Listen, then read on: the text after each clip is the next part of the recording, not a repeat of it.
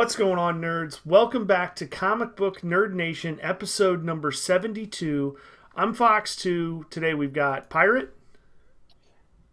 Hey guys. We got Topher. It's still awkward. That's all right. We'll roll with it. That was a lot less good than Pirate's first take on that introduction. Initial introduction. Guard. I blew my good take on the first one. I was all spit. We got Topher. Yeah, I'm here. We do have me. And the whole effing Brian. Hey guys, welcome to my bed. This is getting awkward. Cuddle. Oh, This is getting Oh, mighty my. awkward. Okay, before this turns into an X-rated film, let's jump in and talk about what we've been reading. Pirate, let's start with you. This week I read nothing, unfortunately. Even with Convergence and stuff going on, I need to jump in and start reading that. It's like the stuff of things that I need to read has increased. yeah, you do. You didn't read it before the podcast? What the hell, man? Or during. as he's sitting there with Convergence number one. Don't judge. Don't judge Those me. one. All right, Brian, we'll skip over to you since Topher is clearly not prepared for this section just yet. What are you talking about? I'm just reviewing, brushing up on because I read it so long ago. Like it's only so long ago since it came out 3 days ago. Whatever. All right, Brian, what do you got? Well, this week I read Good Housekeeping while on the toilet. It was interesting. But besides that, this week was Convergence number one, and I was disappointed. I don't even want to talk about it. It just didn't grab me like a crossover event should. And this was so much in the works that I was just like, really? And this is all we got? Yeah, I read. Well, I guess we'll start with Convergence since that's what Brian is talking about. I went this week and I read Convergence number 0 and Convergence number 1, as well as the Justice League Convergence or Convergence Justice League number 1. I guess that's how you say it. I don't know. Totally let down. Yeah. Totally. It's just not as interesting as what I was really hoping for. It feels like, it feels cheap. It feels like it's going to be incredibly confusing because when you're reading, for example, without giving away any storyline, because I know Topher hates it when I do that. Well, no, he's reading it right now. He can be caught. In Justice League, in Convergence Justice League number 1, some of the characters that you see are Zatanna, Supergirl, Mira. I think Vixen was one of them. Vixen. Jade. Yes. And I think that's... Wait. And Flashpoint Aquaman. In what? In Flashpoint. Justice League. Convergence Justice Justice League. League. Yeah. I'm like, are you reading the same book I am? No, you're no. We're from the future. The problem is like the Mira character and the Aquaman character are from two different timelines, two different parallel universes, if you will. And he straight up kidnaps her. And it's really strange the way that it happens. It's very... You can tell by reading this book that it's going to be very, very difficult to tell which characters are from which universe as the story progresses. The thing I don't like is the books don't tell you beforehand where they're they don't. from. You'd have to have read and be familiar with the stories to get what the characters are saying to know where they're from. And there's plenty of reference to that particular character's history within that particular timeline for that particular universe. I'm Go ahead. I was gonna say I'm more than halfway through this book, and I still have no idea what's like, going where on. the hell these. I think I figured out a few pages ago. I think they might be from Future's End. Is that where this is from? I don't know. What are you reading? Convergence? Convergence 1. Convergence Yeah, number one. if you didn't read it, you wouldn't know, but those characters that pop up are from the New 52 Earth 2. Oh, Earth Can't you 2. just tell? Can't you just tell by who has a Okay. collar on their uniform and who doesn't? No, No, it's I mean, if you've read it and you know what these characters look like, you could tell.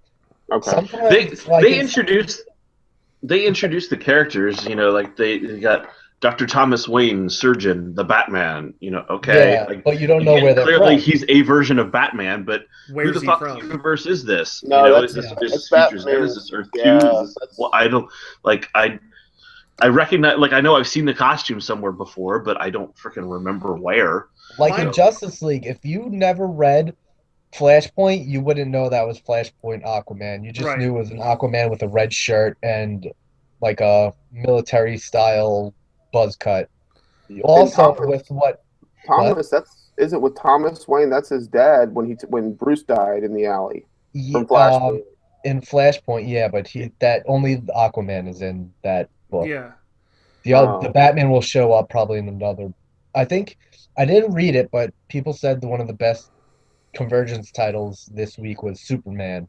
I didn't read And that I one think either. a lot of the Flashpoint heroes are in there fighting Superman. But as I was saying, also when you read Justice League, if you never read Brightest Day, you didn't know that Mara went through where Aquaman's she was death. from. But that's the only reason I knew that those characters were from the pre-New 52 universe was because they brought up Aquaman dying at the end of Brightest Day. Right.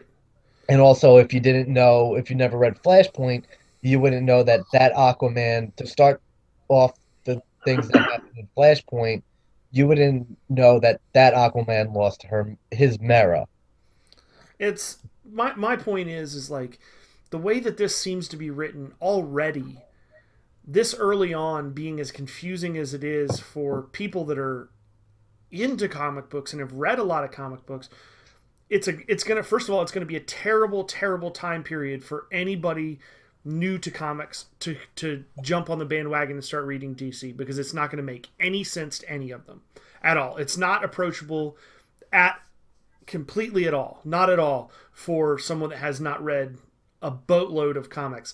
And to fully understand all of the story, all of the comments, all of the references to the character's history, you basically have to be a comic book historian to be able to catch everything, because it's so minute. It's pulling from so many different eras of comic books and so many different crossover events, so many side titles and miniseries. I mean, one of the miniseries, I know for a fact, one of the character sets is coming from Gotham by Gaslight, which I'm the only person on this podcast, I think, that's even read that.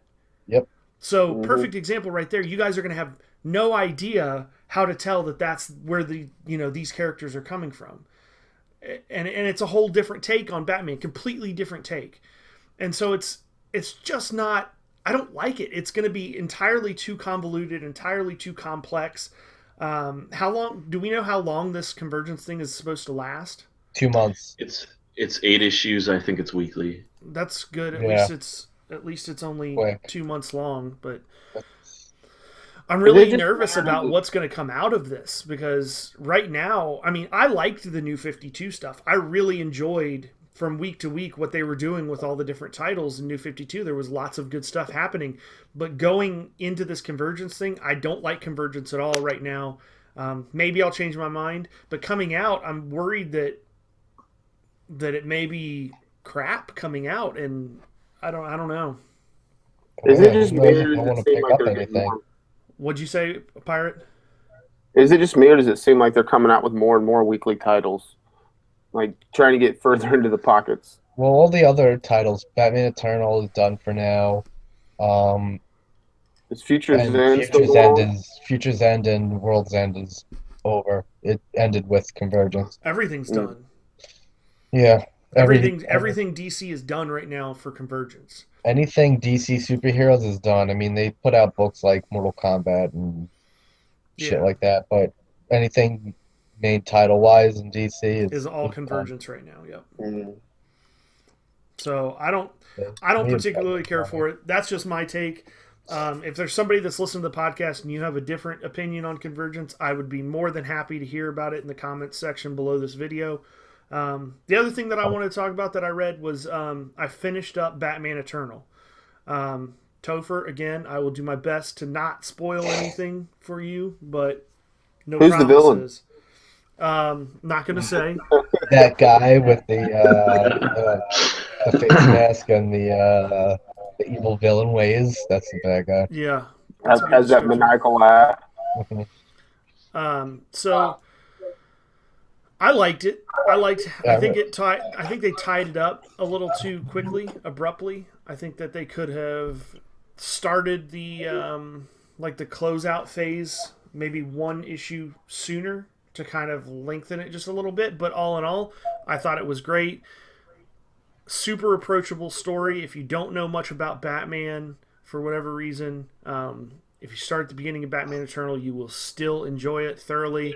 And it kind of walks you through a lot of what has happened in the New 52. It makes references to different things. So if you haven't read the entire New 52 Batman run, you can kind of pick up pieces of what happened, some of the big points and stuff. It's going to introduce you to a boatload of new characters that you've never heard of before. So Yeah, I agree. I read it too. The whole series was phenomenal. The ending was pretty good. Damn good. I liked how it ended. I was satisfied. yeah, I That agree. was a good 52 issues. All right, or whatever. let's jump over to Topher, and maybe if he puts his headset back on, we'll stop getting echo. There we go. You were So getting the echo. villain is Oh yeah. Weird. All right. So what have you been reading today? I mean, this week. So, this week, total combined. I mean, like today, this week it contains today. So I've been Wow. reading. What did I read? I don't remember. Oh yeah, Convergence #1. I was just staring at Harley Quinn's boobies. If you had done that and never flipped past the front cover, you probably would have had a more pleasant experience. Yes. Um, Jerking off with sandpaper seems more enjoyable. Wow, that's a strong statement. So, last week I talked about Convergence #0 and said that, it was interesting. It was thoughtful at times, but Yeah, it was Convergence really, 0 was better just- than Convergence 1. Yeah, Convergence 0, I wasn't, it didn't go anywhere. It was a 0 issue. It was kind of like a setting the stage sort of thing. And like I said, it's something that's been done before by both of the major comic book companies, so, it wasn't necessarily anything new, but at least the dialogue was thoughtful in places and was enjoyable to read, even if it, didn't really go very far plot-wise. This one, the dialogue was bad. Like I didn't like it. Clearly in the beginning, like you see, I guess they throw some hints and they kind of bold some words. Like in the very first panel, they say Gotham City, a city where great injustice was done. So clearly this is the Injustice universe. But like they go through that a little bit. But then you've got these characters that I didn't know who the hell they were, and Fox tells me or one of you said that they were the Earth 2 Justice League, basically. I've never seen them before. Like, I mean, I'm sure I've seen them on covers, but I didn't know who they were. So they introduced them, with names, Dr. Thomas Wayne, the Batman, Jay Garrick, the Flash, the fastest man alive. No shit, we know the Flash is the fastest man alive. Who the fuck is Jay Garrick? It would have been nice to know what universe they come from. I liked it a little better by the end. Like it kind of flounders for a while, trying to like these characters are like, what, where are we, you know, and like there's supposed to be like this great mystery of like them trying to figure out where they are, but we already know where they were if we read Conversion Zero. So like instead of like being an issue of discovery and revelations and figuring out, oh my god, they're on this planet, you know, like this entire book could have been like the last 3 pages, and that's like the only part of this entire book that matters, you know, like it's them coming there, and then basically the whole tournament of convergence kicking off, you know, but all the dialogue that it takes to get there, like, you know, arguing over whatever the hell they're arguing about, you know, like personal squabbles, and like, you know, Flash is like, I don't even recognize you, weird guy with Batman, and then like 3 panels later he's like, oh yeah, of course I remember you, Grayson, you're that war reporter. What? You know, like where the hell did that come from?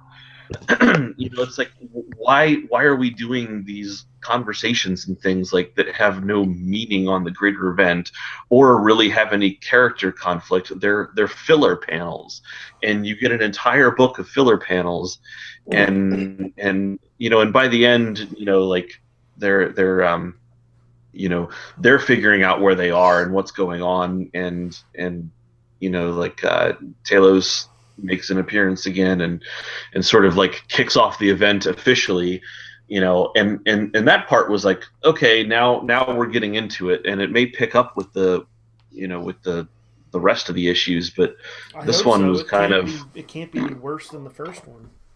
Yeah, this one was kind of just bad. Like, although it will be interesting, like if one of these cities, you know, survives and basically gets replanted back into the mainstream DC universe, like, okay, that could be interesting. But I think that the New 52 post Flashpoint Metropolis and Gotham are both supposed to be in here, I believe. Yeah. So if you got to think it's probably going to be one of those, maybe. I don't know. Either way, it sounds like either Metropolis or Gotham, and It's you know, gone. barring you know the contestants, you know, subverting the contest and figuring out how to, like, you know, Hunger Games their way out of it, and and not be just the only one that's left. Then you got to figure either Metropolis or Gotham is getting destroyed, which would be a pretty major change. But it also means that, you know, all these other universe cities probably have zero hope of coming back, because I can't imagine they're going to remove Metropolis and Gotham, you know, both from their universe. So it kind of limits the choices of who's going to be the winner here. I can't imagine that they would remove either one. Like, both of them are just entirely too impactful. And then is Coast City, is that one of them? Brian, do you know? I think they're mostly all like fucking Metropolis and They were all either Metropolis or Gotham, except for Like the universes that had nothing to do with the Justice League. The ones that you know won't win. There was an Atlanta, Georgia from Jonah Hex. The Zero issue had them all listed in here, but yeah, I don't think so. You've got Metropolis, Bizarro World, Bottle City of Candor, Metropolis, Atlanta. There's a Central City from the from the Tangent universe. So late 90s, Tangent Comics, Atom #1. I guess this was like an imprint or third-party license or something. Like, Okay. I don't know.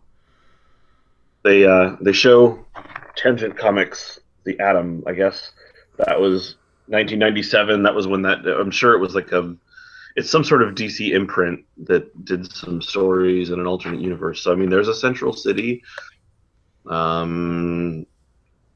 Yeah, the rest of these are all. Well, there's Fawcett City for Billy Batson.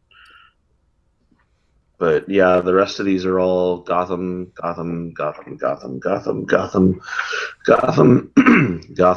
Metropolis. So basically, it looks like it's It's going to boil down most likely to which Superman and which Batman are going to survive. Well, there's a Moscow from Superman Red Son. A couple in New York City's, a San Diego from Wildcats. Wow. Wildcats Yeah. in there? Why? So I don't like it. I don't like it. Yeah.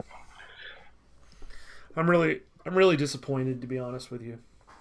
I'm gonna put my pants But like that and stuff. moving on past the shit that DC shoveled into our mouth this week, and let's do tabletop game of the week. right.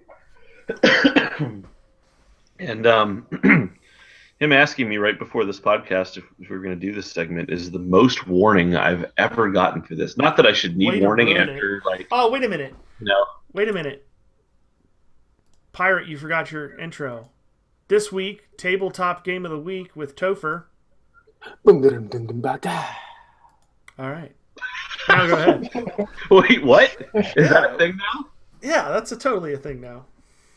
Okay. Oh, okay. All right. Okay. Good. Did we talk about this when he wasn't here? Or did you I just don't forget? think so. I think we talked about this a couple weeks ago, but Have we done that intro before? Because no, the intro is probably going to change because I forgot all about it. So It'll probably be different every week. it might, it'll probably vary, just like the game of the week. hey, that's some very personalized custom intros every week. I mean, it takes a lot of work to A lot of come up with preparation. separate custom. I mean, Yeah. I A am lot a of musical- preparation, just like the tabletop game of the week section. I am a musical genius and a voice of a generation, so I have to flex my creativity on this because I have no other faucet for it. So I there you think go. Chris just peed a little. Wow. I'm pretty sure Topher may have peed a little bit in his pants. Wow. Okay. So anyway, So on so the game I'll talk about this week. The game I'll talk about this week is called. The funny thing is, I've forgotten which ones I've done before. I'm like, oh, that would be a good one. Wait, did I do that one? I don't know. Maybe I did. Maybe I didn't. So we'll do this one. Actually, today, by the way, is National Tabletop Gaming Day. Yeah. We are recording this on. That is more than mildly annoying. Yeah. All right then. We're recording this on Saturday, April 11th. So if you get a time machine and go back and watch this podcast prior to that, you should totally go out and do something to support National Tabletop Gaming Day. Yeah. Yeah. Next time we'll try and warn you about things like that in advance. Instead of 3 days late. Now you know. Always half the battle. So this week's game is XCOM, the board game. Ex-con. XCOM. XCOM. So years ago there was an old computer game called XCOM where you played a group of like slightly futuristic Earth Porn people stars. trying to fight off an alien invasion. Well, With they the dick? now. I don't think so. It's That was the Japanese version of the game. So the hentai version. yeah, it's tentacles That's called everywhere. XCOM. Look, Godzilla. So XCOM, the board game. Topher is getting wildly frustrated right now. Look at his face is getting red. He's like, why don't you just let me suffer through this? None of us had enough. This is how we go. Okay. So XCOM, the board game, is it is a co-op game, which is kind of neat. We've talked a couple times about some different co-op games and how it's definitely a different player experience when you're like it's a game that everyone can win. Which makes it when I say it like that, it kind of makes it sound like T-ball. fifth grade T-ball. Yeah. Everybody gets a trophy at the end of the game. But also, okay, everybody can lose too. Does it come with a box of participation ribbons? Can I get a snow cone instead of a trophy? Right.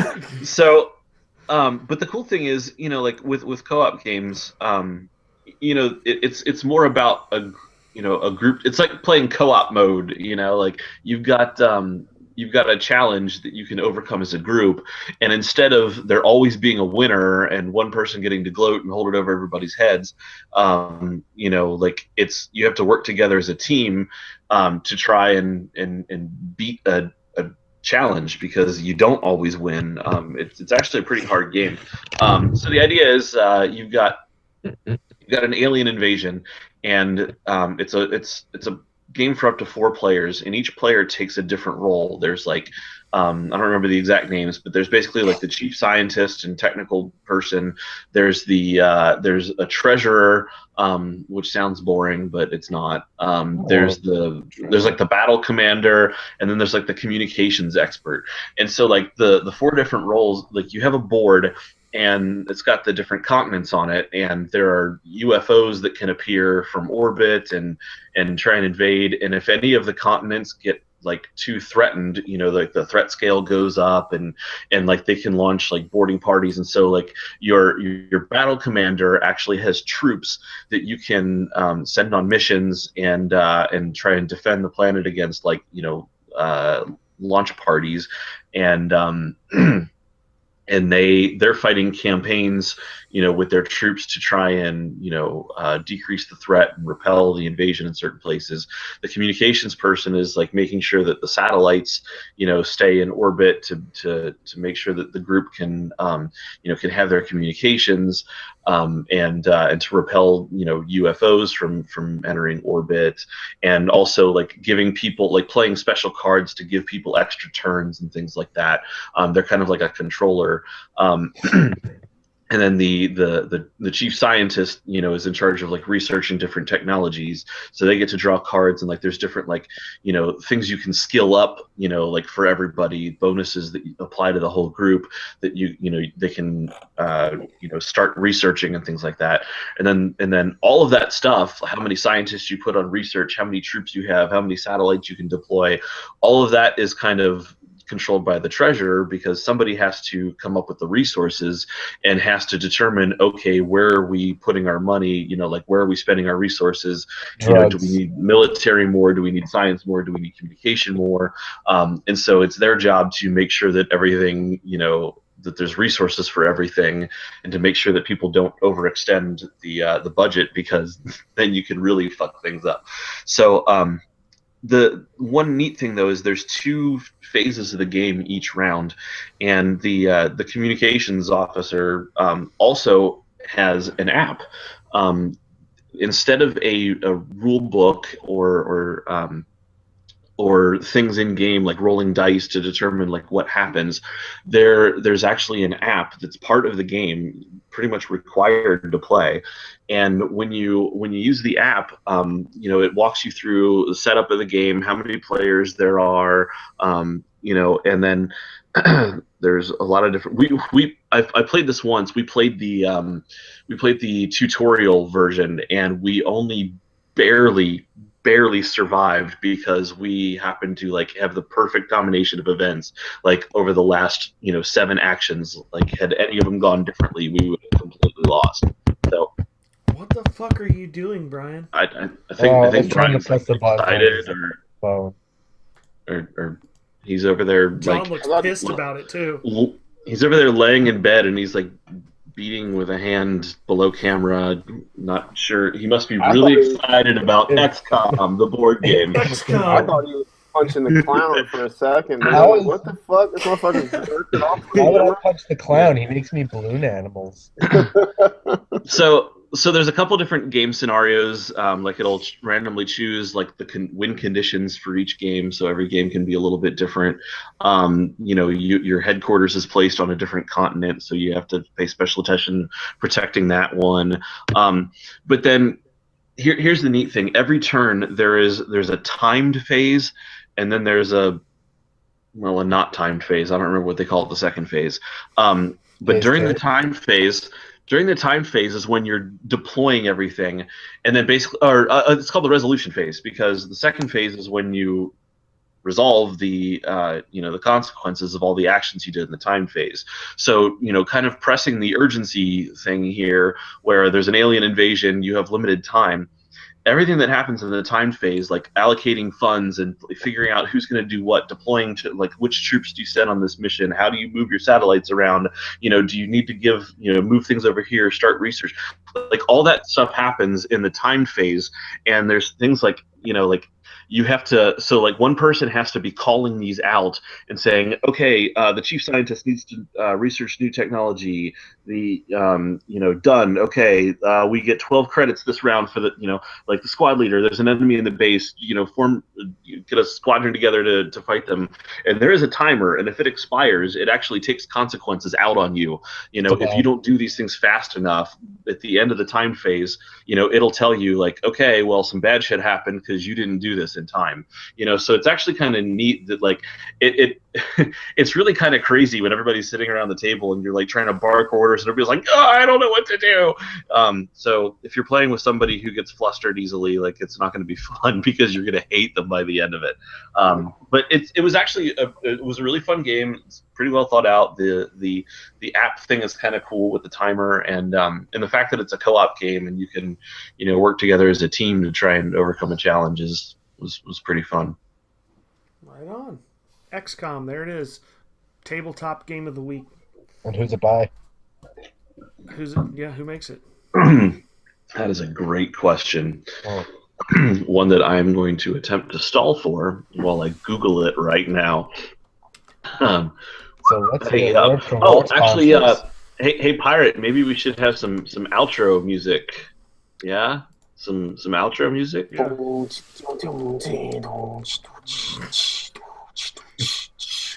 The look on his face is totally worth it.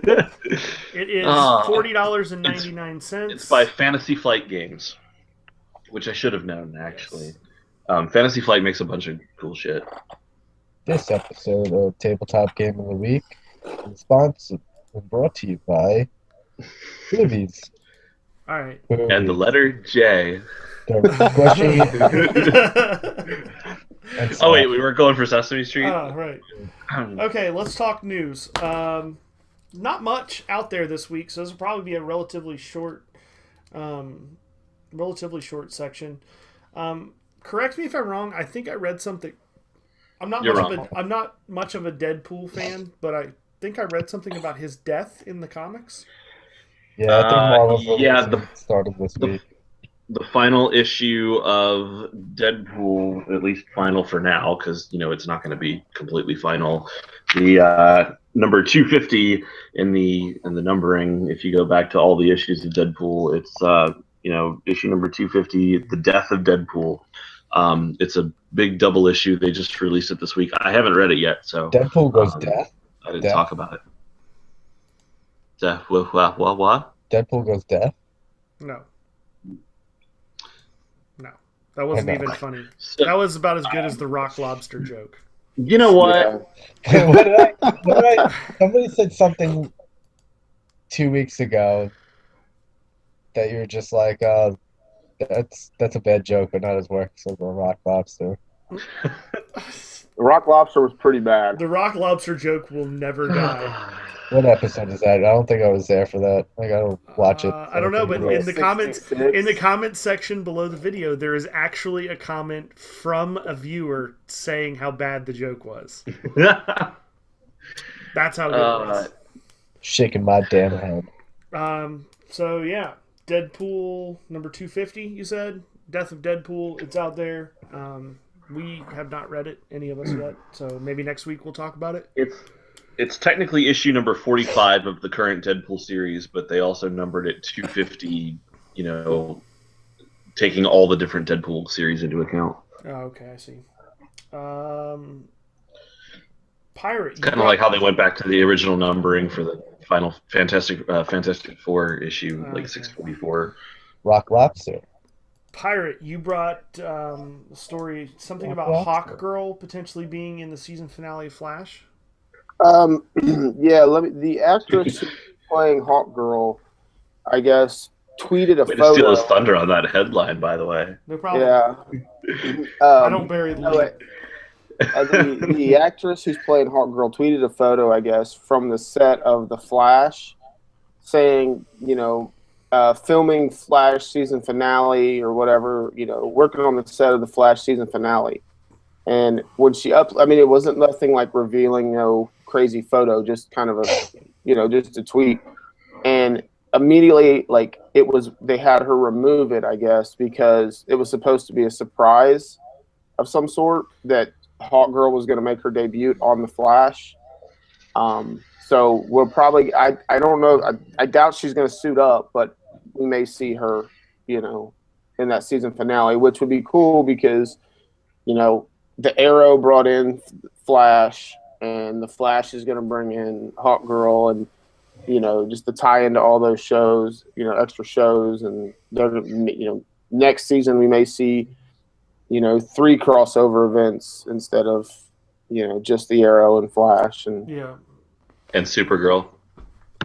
Super. Oh yeah, and but that's a different network. Yeah, but they cross over. But it's by the same showrunners, and they've already said that it's probably going to be in the same universe, and they're going to try and cross it over. Nice. Speaking of spin-offs, if you were done there, Pirate. Marvel, ABC, and Marvel have said that there is probably going to be an Agents of S.H.I.E.L.D. spin-off. Who wants that? Oh yeah, I've seen that. There's too much Agents of S.H.I.E.L.D. on TV now. I haven't watched it in like 3 weeks. It's because it's awful. You know what? I'm behind. I'm like 3 or 4 episodes behind on it. I'm still watching it. I'm still enjoying it, but I know that it's not nearly as good as most of the other, comic book related shows on TV. Marvel needs to suck it up and give all of their fucking TV shows to Netflix. I'm fucking like Agents of S.H.I.E.L.D. I was there, but Daredevil. Oh my god, dude! If you haven't seen Daredevil yet, then yeah, seriously, fucking. I spent at least 7 hours in work watching it. Another 5 hours rewatching it with some of my friends last night. Woke up at 6 o'clock, couldn't go back to sleep. Watched it up until we started recording. I'm fucking. If you can't tell by my eyes, I'm tired as shit. But after this, I'm gonna watch the last 3 episodes. I'm powering through this. It is that fucking good. Yeah. So it was released yesterday, and I guess everybody's been like binge watching the crap out of it. And stupid Netflix releasing the entire series at once. Don't they know people are gonna like sit there and like not sleep? It's a good thing they did that on a Friday instead of like on a Wednesday because God. I almost kind of wish that they wouldn't have released it all at once and kind of would have spread it out like maybe 2 a week or something like that, so that it kind of makes you look forward to watching the next one, Yeah, I mean, people have had that conversation about stuff before, but I mean, that's not like exclusive to Daredevil. I mean, they do that with all their shows. Every time they, when they released a new series of the Clone Wars cartoon, when they did new season of Arrested Development, all their House of Cards and Orange is the New Black, and all their original shit. Like they always, everything they always release the entire season at once. So Netflix is the devil. Across the board, everybody is in agreement. I think Daredevil is fucking incredible. Everybody here has watched at least 1 episode of it. And I love how it ties in the incident. They call the incident from the Avengers episode. When they're looking at the... Well, I don't want to spoil it. Yeah. But reference. I started watching, last night. I watched 5 episodes, and Daredevil tells the story of a young Tony Stark and his happy-go-lucky friend and his, redhead compatriot, as he dresses up as... She looked hotter in True Blood. What's that? She looked hotter in True Blood. And he dresses up as the Dread Pirate Roberts and goes around town doing his best Batman impression, hanging people off of roofs and asking, "Where is he?" Is it just me, or did he have Iron Fist costume but black? It looks like that, but that's pretty much Frank Miller, he had the wraps and everything. In the Frank Miller comic, his outfit's like that. Yeah. Okay. Outfit. So I've been watching it. Like I'm gonna play devil's advocate for a minute and say that like there are some criticisms I could levy against it. Um, like Don't make us hurt it's you. hey, Don't hey, make me fight you. Brian's always got to call everything poop. He likes this one, so somebody's got to weigh Somebody's in. got yeah. What? Did I miss an episode where somebody poops? um, overall, the series is pretty good. I really like that it's a little more grounded in reality. It's very very visceral. I mean, there are a lot of mature scenes with some violence and gore that you will not find in a Marvel movie. You will not see it on network television. And so a lot of times it has a very movie feel, but it almost sometimes a movie has kind of a cohesiveness to it. And in Daredevil, you have some shot, like there's second or third episode, there's a fight scene where it's pretty much tracked with like a single camera, and it looks badass. But why are all the fight scenes not that way? Like it almost made me think, okay, like they do all these cutting from this camera to that camera and all these other fight scenes, and then they have this one fight scene that they do something really cool with. Like I get that different people directed different episodes, but it almost feels like they know this is a limited thing. They're trying to put a bunch of tricks into it. They're almost like Fox calls gimmicks sometimes, for crossover events. Like they know this is only 13 episodes, so like there's going to be the episode where they do the really cool single camera tracking fight scene. There's going to be the episode where they do this, and not plot elements, but meta aspects, and so the other story I'm having a weird time with is Kingpin. Like I haven't read a ton of comics with Kingpin in it, but his personality seems a lot different in this to me. Like they play him very childish. He seems almost seems like mentally underdeveloped. Like he never quite grew up. Like he's basically like a giant man baby, and it's very different from the the shrewd businessman. He's still very ruthless, but it's almost like in a naive childlike way, and I don't know how else to explain it, but like he seems very like stunted mentally, even though he can be eloquent. His vocabulary is certainly there. He doesn't like go around and crying and throwing fits or anything like that, but he's very temperamental. He's very and not in like a grown-up rage sort of way, but in a tempered tantrum kind of way. Like it's weird. It's almost taking me out of the story at times to see this Kingpin, who we've seen depicted in other Marvel media, like old cartoons and in the comics, where he's a very shrewd businessman, mafia leader, kind of crime syndicate leader, very ruthless, very calculating, very smart. He's got a doctorate in political science or something, I think, in the comics, and like I'm not really getting that vibe from the TV version, and so that's if I had to make a complaint so far, it would be that Kingpin is